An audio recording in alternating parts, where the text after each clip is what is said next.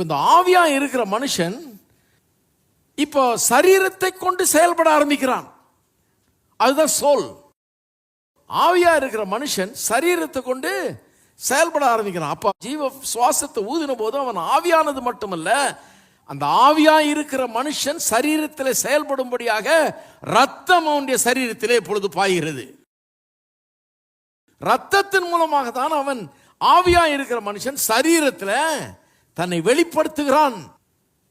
நான் யாருன்றத நான் வெளிப்படுத்துகிறேன். எப்படி வெளிப்படுத்துறேன்? என்னுடைய சரீரத்தின் மூலமாக தான் நான் வெளிப்படுத்துகிறேன். இந்த சரீரத்தில் தான் வாழ்ந்து கொண்டிருக்கிறேன். இன்றைக்கு என் சரீரத்தின் மூலமாக வெளிப்படுத்திக்கிட்டேன்.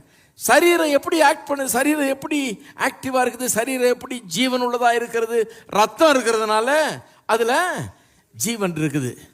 ரத்தத்தை எல்லாம் எம்டி பண்ணிட்டா அவ்வளோதான், ஜீவன் இனிமே கிடையாது. ஏன்னா ஜீவன் ரத்தத்தில் இருக்கிறது. என்னுடைய மாம்சத்தின் உயிர் ரத்தத்தில் இருக்கு. கர்த்தர் இப்படி தான் டிசைன் பண்ணியிருக்கிறாரு. என் மாம்சத்தின் உயிர் ரத்தம், அதாவது என்னுடைய பிசிக்கல் லைஃப், ஜீவன் உயிர் எதில் இருக்குது? ரத்தத்தில் இருக்குது. உங்களுடைய பிசிக்கல் லைஃப் உயிர் எங்கே இருக்குது?